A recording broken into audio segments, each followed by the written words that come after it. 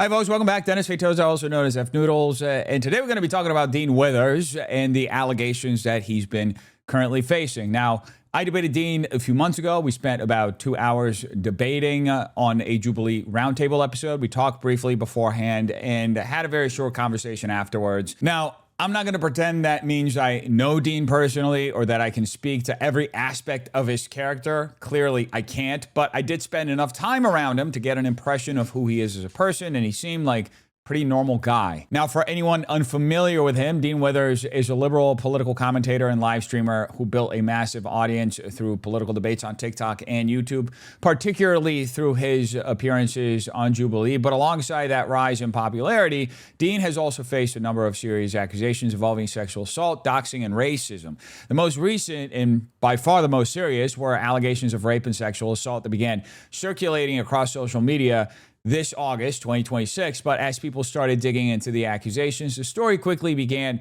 to fall apart. The allegations originated from a TikTok account named Emily that allegedly used AI-generated text, manipulated screenshots, and photographs stolen from a 13-year-old girl in Australia. In other words, the evidence being circulated to support these incredibly serious accusations appeared to have been fabricated. That said, Dean addressed those allegations when they first surfaced. Oh, fuck. Damn, bro. Yeah. So somebody actually is accusing me of rape in the chat. It's really easy to disprove. Look at this account. I want to show this to all of you guys, and then I want to tell you what the repercussions are for doing this. That's a little fucked up of them. I want to show this to you guys, and then I want to tell you all the repercussions for doing this. So somebody created an account and then faked DMs between me and them. So the first DM says, I've been carrying this for years and I need to say it. When I was a kid, didn't really understand what was happening. You sexually assaulted me, yada, yada, yada, yada. And then it shows a response that says, I was drunk. I barely even remember that night. Just leave it alone. Okay. So the first issue is that I'm verified and there's no verification badge. So you know it's fake. Okay. There's no verification badge. It says I have 7.3 million followers. If it was real, it would have shown a verification badge next to my name from 3 million followers. So yeah, it's clearly fake. But I do just want to go over the repercussions for doing this shit, Emily. So I don't even know if that's your real name. It's probably not. What I'm going to do is I'm going to take your account. I'm going to send it over to TikTok. A, I'm going to have your account banned.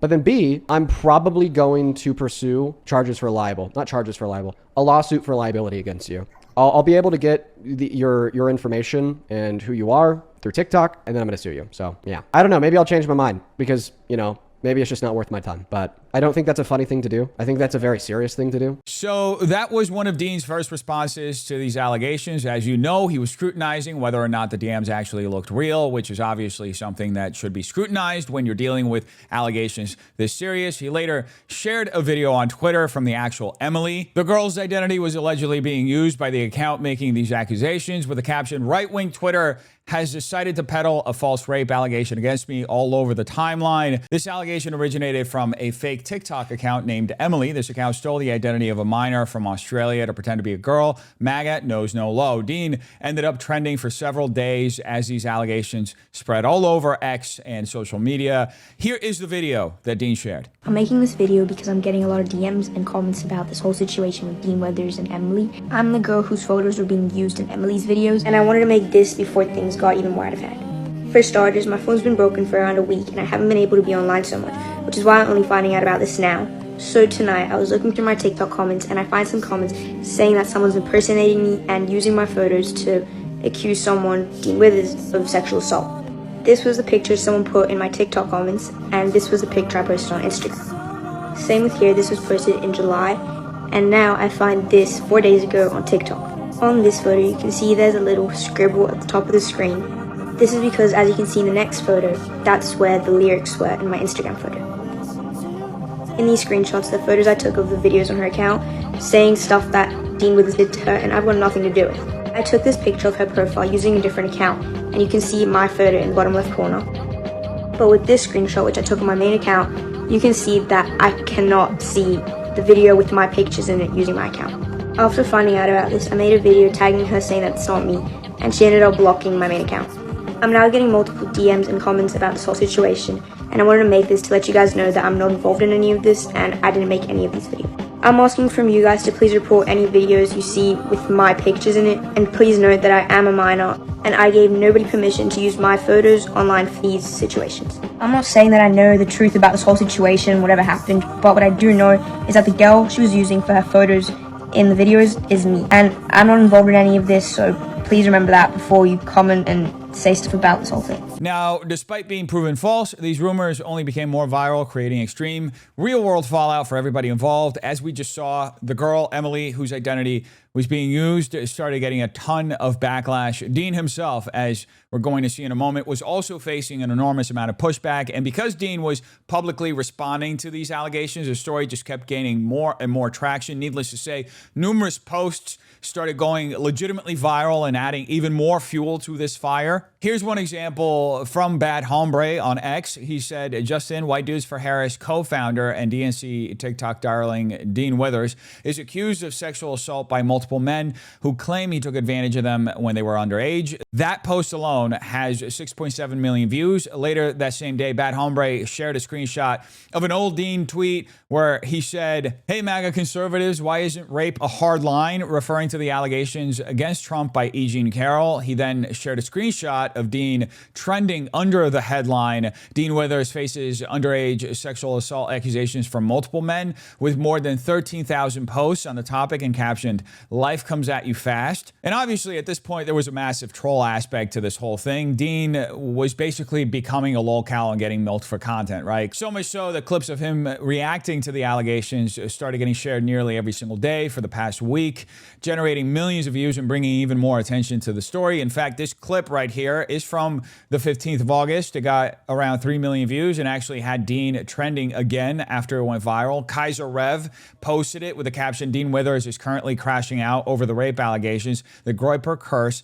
is pretty scary, man. Proven wrong? I do agree with you, but I'm just saying it hasn't been proven wrong. I absolutely, okay. To me, So it hasn't been proven wrong. I proved it wrong by showing that the DMs were fake. Fuck you. And listen, it can be No. Did I show?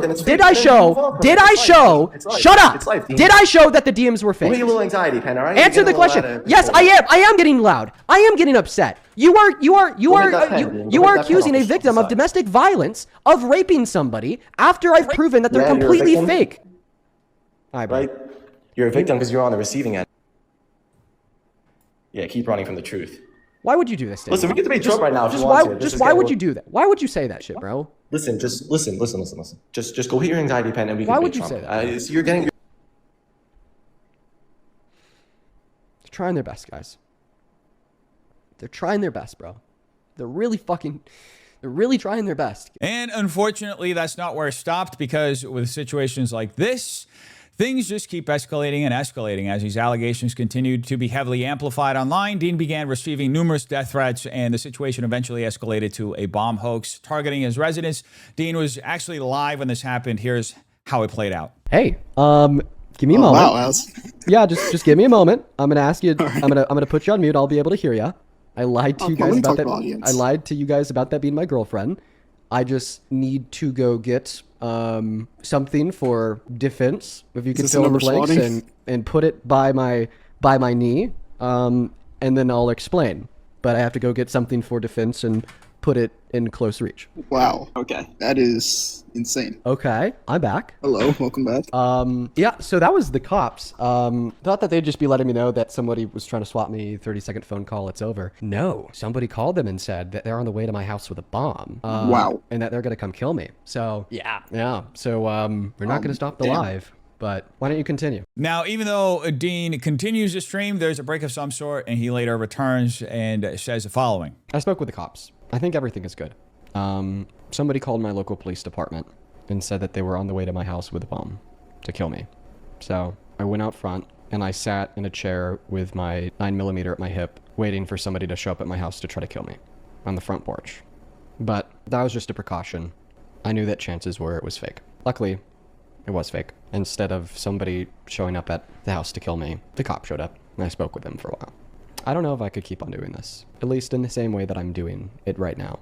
The next day, Dean posted a 3-minute video addressing the allegations. The first 2 minutes and 15 seconds, he is basically recapping everything that we just looked at. So we're just going to skip ahead to his final statement. Even in light of the fact that this allegation is obviously fake, not only hurting me as the victim of them, but also the innocent little girl whose identity was stolen to make them, many Trump supporters haven't cared. MAGA influencers like the older millennial Asmongold and thousands of others have continued to peddle these false allegations across social media so hard to the point that for the last 48 hours straight, this has been a top news story on Twitter, amassing over 50,000 posts of mostly Republicans calling me a rapist. Now, as Dean mentioned, the response from the right has certainly been something, and I'm going to get to my own opinions on all of this in a moment, but one of the people Dean specifically mentioned, Joe Redden, also known as the older millennial, responded to Dean's video by saying, "I ain't apologizing for anything. You showed up on my live and gave me a sob story, asked you to provide evidence.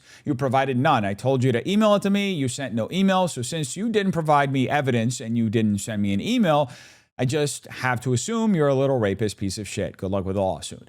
Needless to say that this is not the response you would hope to see from people on the right, especially considering the track record our side has had when it comes to these sorts of allegations, standing up for people when they're falsely accused, and scrutinizing evidence before jumping to conclusions. Anyway, I do want to highlight one video specifically from Patriotic Peach because while I don't agree with her entire sentiment on the situation, I think it provides some important context for why so many people on the right feel righteous in continuing to push this false narrative against Dean. Better be careful accusing people of things without evidence because sometimes those accusations come back to bite you. Kind of like this. Holy you have to see this. Trump was just called a pedophile president by a guest on Fox News, and in response, the hosts rushed to quickly end the segment.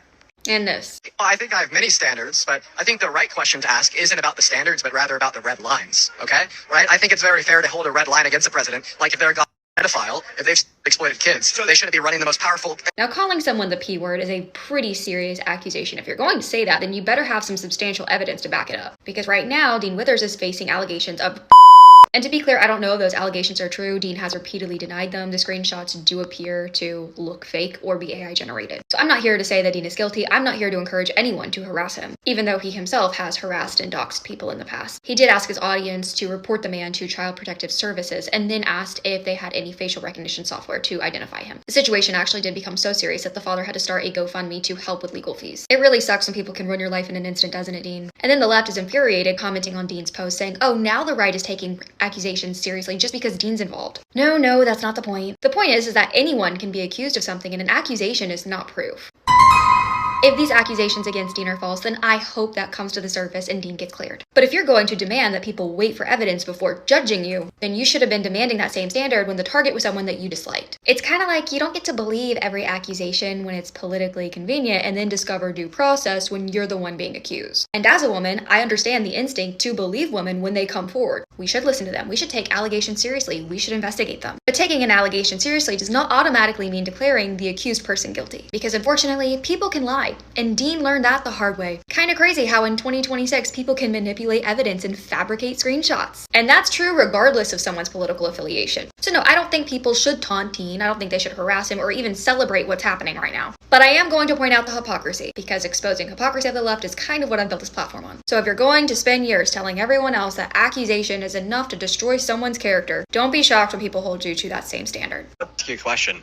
You work with kids. How do you feel about Donald Trump admitting to sexually exploiting naked women and kids on Howard Stern's radio show in 2005, and being credibly accused in the Epstein files of doing things? And you're accused too. So what does that have to do with anything?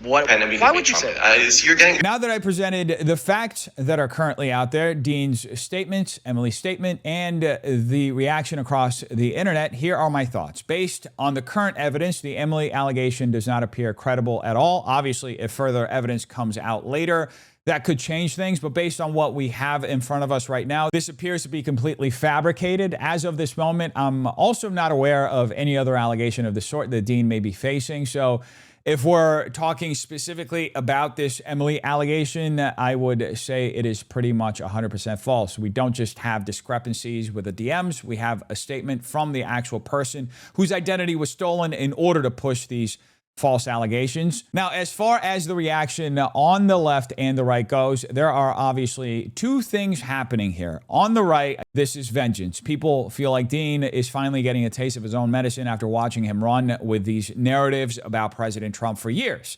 And it's not just Dean, it's the media in general. You turn on CNN and hear a lot of the same talking points. You talk to somebody on the left and it's immediately, Trump is a 34-time convicted felon, as though Donald Trump committed 34 completely separate crimes. But when you actually look at the New York case, those 34 felony counts came from 34 individual business records, checks, invoices, and ledger entries connected to reimbursements to Michael Cohen for the Stormy Daniels payment. Prosecutors argued that those records were falsified because the reimbursements were recorded as legal expenses, and they elevated what ordinarily would have been misdemeanor falsification charges into felonies by arguing that the records were falsified with the intent to commit, aid, or conceal another crime. That underlying theory involved an alleged conspiracy to promote Trump's election through unlawful means, with prosecutors pointing to campaign finance, tax, and falsification theories. So when somebody screams 34 felonies, understand what they're actually describing: multiple accounting records arising out of the same underlying reimbursement arrangement,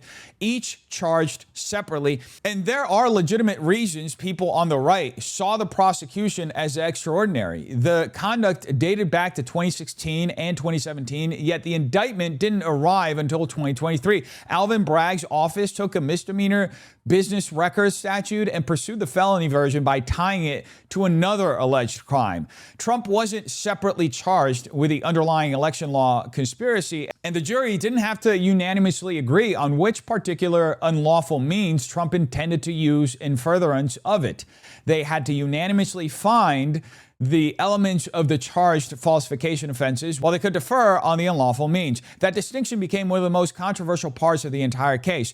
And then you have the political context. This was an elected Democrat Manhattan district attorney prosecuting the Republican former president at the time and current presidential nominee in an overwhelmingly Democrat Manhattan in the middle of an election. So yes, people on the right looked at that entire situation and said, this is lawfare. You can disagree with the conclusion, but pretending the controversy amounts to Republicans simply refusing to accept that Trump committed 34 felonies completely ignores what the case actually was about. Then you have E. Jean Carroll, which gets flattened even more aggressively. People constantly say Trump was found guilty of rape. No, this was not a criminal rape prosecution, and Donald Trump was never criminally convicted of raping E. Jean Carroll. Carroll sued Trump in civil court over an alleged encounter she said occurred in a Bergdorf Goodman dressing room in the 1990s. The jury found Trump liable for sexual abuse and defamation under the civil standard of proof, but on the specific question presented to it under the then applicable New York definition, the jury did not find that Carroll had proven rape. The judge later explained that the jury's sexual abuse finding corresponded to conduct that people may commonly understand as rape, even though it did not satisfy that narrower statutory definition. That distinction matters if you're going to accurately describe what the jury actually found. And there are obvious reasons people on the right were skeptical of Carroll's allegations. She could not identify the exact date or even the exact year when the alleged assault occurred, placing it generally in the mid-90s.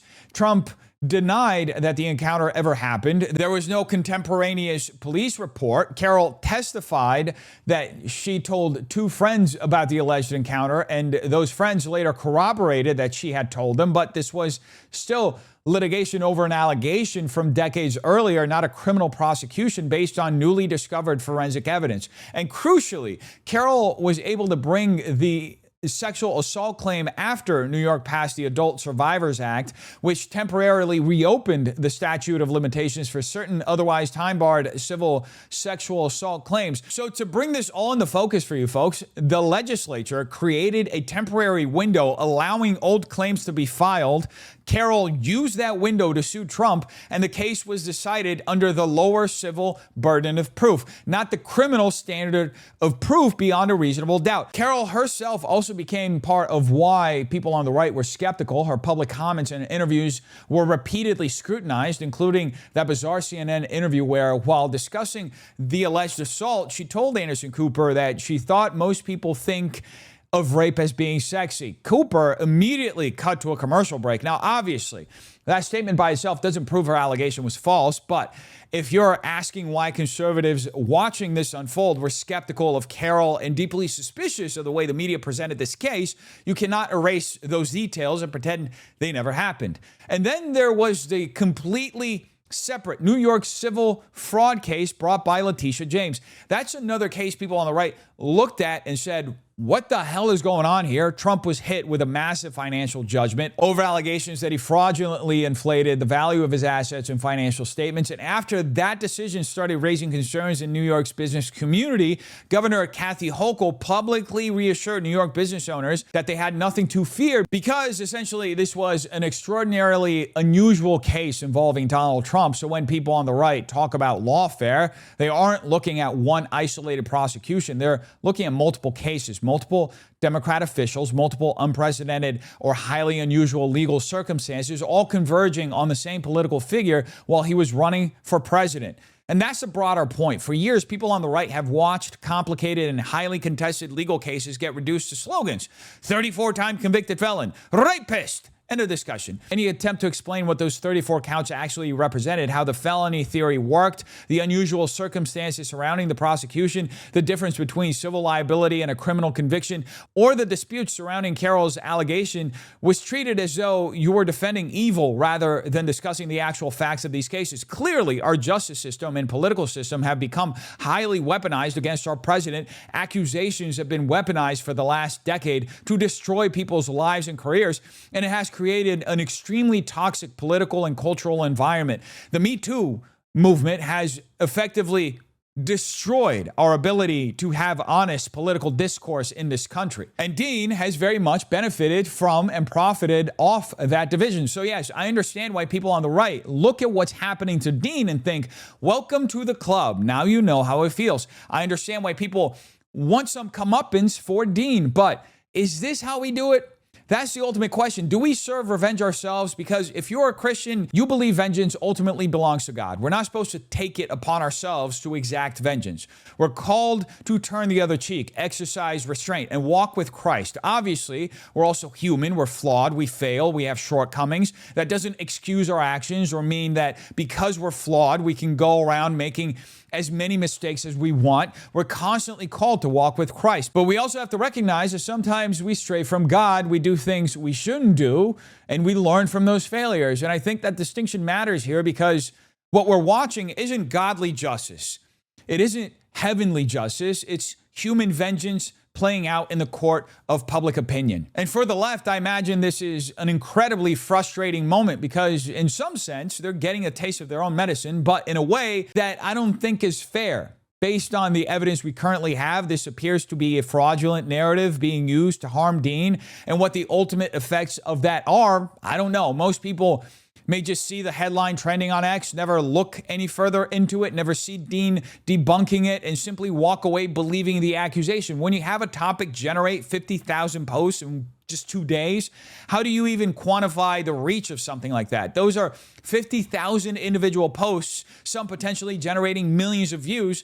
You could be talking about millions upon millions of impressions. Who knows how far this story actually traveled? And if Dean really intends on suing, how do you even quantify damages from something like this? The reputational impact could be astronomical if you could credibly demonstrate that a substantial number of people saw and actually believed these allegations. And that brings me to my primary concern with watching this entire situation unfold. Where does this take us politically?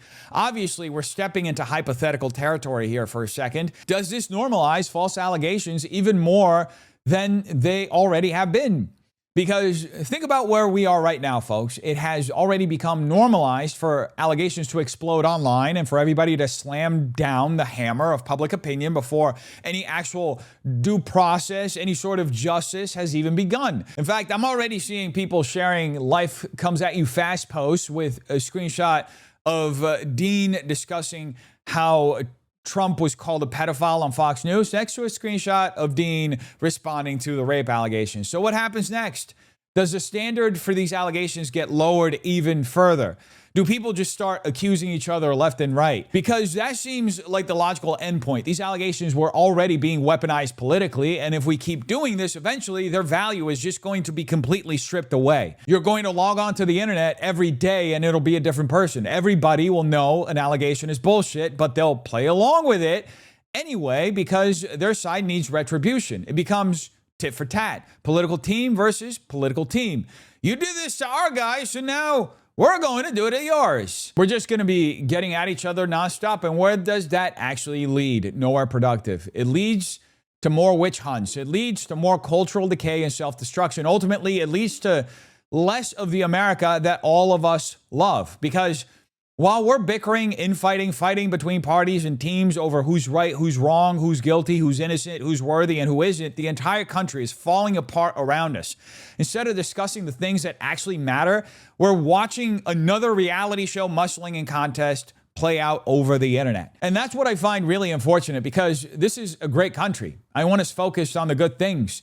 I want us focused on finding good candidates and good people who actually represent the American people, winning elections, turning this country around, and making it the most prosperous and greatest country it can possibly be. In my opinion, America already is the greatest country in the world, but if we want to stay that way, we have to stay focused. And unfortunately, this kind of stuff is a distraction. It doesn't improve our political culture. It doesn't make our culture any less toxic than it already is. And these sorts of political attacks, again, based on the evidence we currently have in front of us, are disgusting. They're baseless. I don't think this is conducive to a healthy political culture, and I don't think it's conducive to a healthy culture in general. Anyway, all that being said, you tell me what you think in the comments down below. Make sure you like and subscribe if you enjoy this video, and share it with a friend if you think they'll enjoy it as well. I'll see you at the next one. Take care. Peace.